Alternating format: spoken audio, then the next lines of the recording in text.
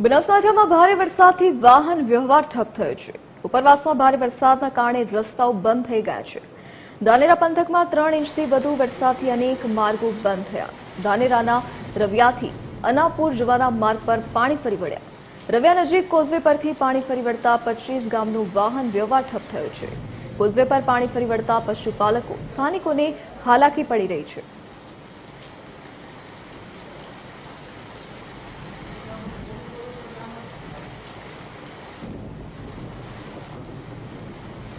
બનાસકાંઠા જિલ્લામાં ધોધમાર વરસાદ વરસી રહ્યો છે। ભારે વરસાદથી અનેક વિસ્તારમાં જળબંબાકારની સ્થિતિ જોવા મળી રહી છે। વડગામ પંથકમાં 9 ઇંચ જેટલો વરસાદ ખાબક્યો, જેના કારણે ખેતરો બેટમાં ફેરવાયા છે। ખેતરમાં પાણી ભરાતા ખેડૂતોની હાલત કફોડી બની। ભારે વરસાદના પગલે છાપી વિસ્તારમાં 3 કાચા મકાન ધરાશાયી થયા। મેઘરાજાની ધમાકેદાર બેટિંગથી દાંતીવાડાના સાતસણ ગામે ચેકડેમ ઓવરફ્લો થયો છે। ચેકડેમ ઓવરફ્લો થતાં લોકોના ખેતરોમાં નદી જેવા દ્રશ્યો સર્જાયા। પાલનપુર અમદાવાદ હાઈવે પર ઢીંચણસમાં પાણી ભરાયા। સ્ટેટ હાઈવે પર 20 કિલોમીટર સુધી ટ્રાફિક જામ થવા પામ્યો। ઉપરવાસમાં વરસાદથી ધાનેરાની રેલ નદીમાં પાણી આવ્યા। ચાલુ વર્ષે છઠ્ઠી વાર સુકી ભટ્ટ રેલ નદીમાં નવું નીરની આવક થઈ છે। રેલ નદીમાં વારંવાર પાણી આવતા જગતનો તાત ખુશખુશાલ થયો હતો। રવિયા નજીક કોઝવે પરથી પાણી ફરી વળતા 25 ગામનો વાહન વ્યવહાર ઠપ થયો।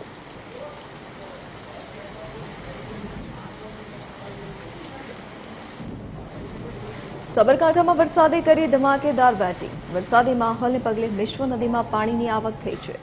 ઉપરવાસમાં પડેલા ભારે વરસાદના કારણે નદી બે કાંઠે વહેતી થઈ છે। મિશ્વ નદીમાં પાણીની આવકમાં નોંધપાત્ર વધારો થયો છે।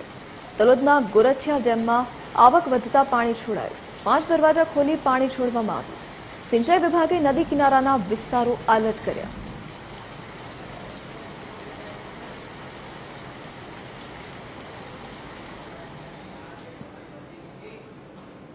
ઉત્તર ગુજરાતમાં મેઘરાજાની મહેર સાથે સાથે કહેર પણ વસાવ્યો છે। પાટણ જિલ્લાના સિદ્ધપુર, સરસ્વતી અને પાટણ તાલુકાઓમાં અનરાધાર વરસાદ વરસ્યો, જેના કારણે પરિસ્થિતિ વિકટ બની છે। ખાસ કરીને સિદ્ધપુર તાલુકાના ગત મોડી રાતથી અત્યાર સુધીમાં 7 ઇંચ વરસાદ ખાબકતા જળબંબાકારની સ્થિતિ સર્જાઈ છે અને જનજીવન સંપૂર્ણ અસ્તવ્યસ્ત થઈ ગયું છે। સિદ્ધપુર શહેર અને તાલુકાના ગ્રામ્ય વિસ્તારોમાં જ્યાં જુઓ ત્યાં પાણી જ પાણી જોવા મળી રહ્યું છે। સિદ્ધપુરનો ઐતિહાસિક રસુલ તળાવ વરસાદી પાણીમાં ગરકાવ થઈ ગયું છે। શહેરના મુખ્ય માર્ગો પર કેડસમાં પાણી ભરાતા વાહન ચાલકોને ભારે હાલાકીનો સામનો કરવો પડી રહ્યો છે। અનેક રસ્તાઓ બેટમાં ફેરવાઈ ગયા છે અને ગ્રામ્ય વિસ્તારોના રસ્તાઓ બંધ થઈ ગયા છે, જેના કારણે અવરજવર ખોરવાઈ ગઈ છે। સિદ્ધપુરના કાકોશી ગ્રામ પંચાયતના રૂટ પર કાકોશી ગામની બજારમાં અને સિદ્ધપુર કાકોશી હાઈવે પર પાણી ભરાયા છે। સિદ્ધરાણા 4 રસ્તા પર પાણી ભરાયેલા જોવા મળ્યા। પાટણ શહેરની ચિત્રકૂટ નગર સોસાયટીના ગેટમાં પણ ઢીંચણસમાં પાણી ભરાયા હતા।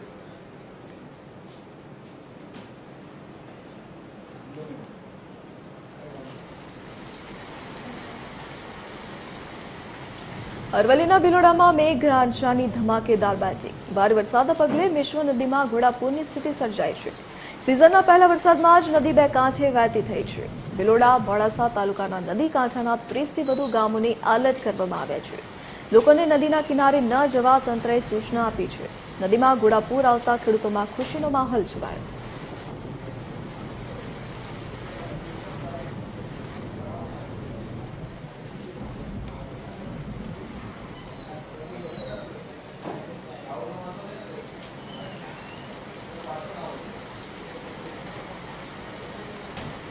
અરવલ્લીમાં વરસાદના કારણે જીવંત થયું સૌંદર્ય। ભિલોડાનો સુનપર ધોધ ફરી જીવંત બન્યો છે। ધરતી માતા મંદિર પાસે આ ધોધ આવેલો છે। સહેલાણીઓ માટે ધોધ આકર્ષણનું કેન્દ્ર બન્યું। તાલુકામાં પડેલા વરસાદ બાદ કુદરત સોળે કળાએ ખીલી ઉઠી છે।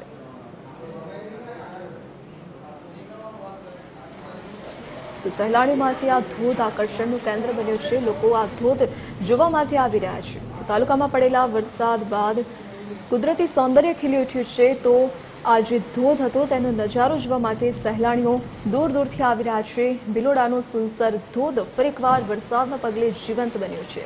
તો ધરતી માતાના મંદિર પાસે આ ધોધ આવેલો છે।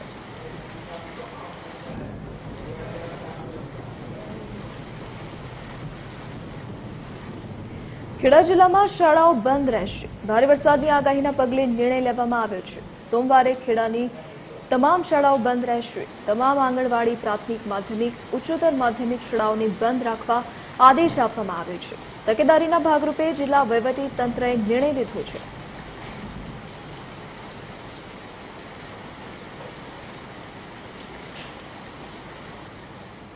નડિયાદમાં ભારે વરસાદના પગલે મનપાની લોકોને અપીલ। કામ વગર લોકોને ઘરની બહાર ન નીકળવા માટે અપીલ કરવામાં આવી છે।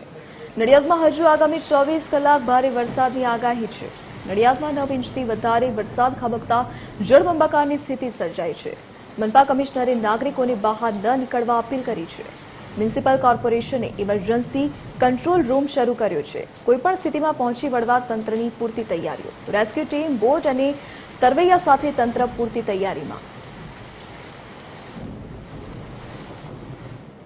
સાથે નાગરિકોને અપીલ પણ કરવા માંગુ છું કે હજુ 24 કલાક ભારે વરસાદની આગાહી છે, એટલે બિનજરૂરી બહાર ન નીકળવું, તેમજ રાત્રિના સમયે પણ નીચાણવાળા વિસ્તારોમાંથી ખસી જવા અમે પણ અમારી તમામ ટીમો સાથે અપીલ કરી છે।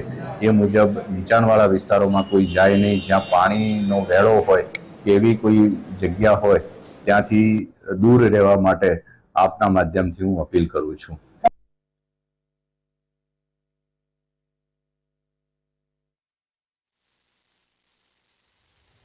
અંબોસી ભવનાથ વચ્ચે કોઝવે પાણીમાં ગરકાવ થયો। માન નદી પર લો લેવલનો કોઝવે પાણીમાં ગરકાવ થયો। લોકો કોઝવે પરથી જીવના જોખમે પસાર થવા મજબૂર બન્યા છે। ગામ લોકોની વર્ષોથી ઊંચા બ્રિજની માંગ છે। ઊંચો બ્રિજ બને તો સમસ્યાનું નિરાકરણ આવી શકે।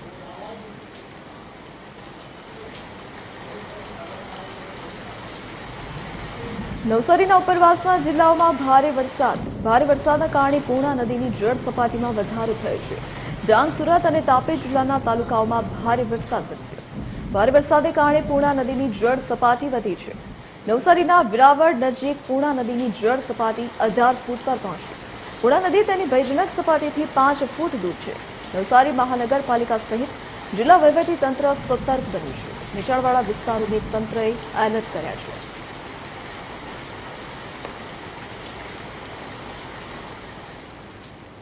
ડાંગ જિલ્લામાં મેઘરાજાની ધમાકેદાર બેટિંગ। ભારે વરસાદના પગલે અનેક નદીઓમાં ઘોડાપૂરની સ્થિતિ સર્જાઈ છે। અંબિકા નદીમાં પૂર આવતા આધેડ પાણીના પ્રવાહમાં તણાઈ। નદી ક્રોસ કરતા સમયે અચાનક પાણીનો પ્રવાહ વધતા આધેડ તણાઈ। સ્થાનિક તરવૈયા અને એસડીઆરએફની ટીમે તપાસ હાથ ધરી બચાવ કામગીરી કરવામાં આવી। નદીઓના ઘોડાપૂરથી 6 કોઝવે પર પાણી ફરી વળતા વાહન વ્યવહાર બંધ થયો છે।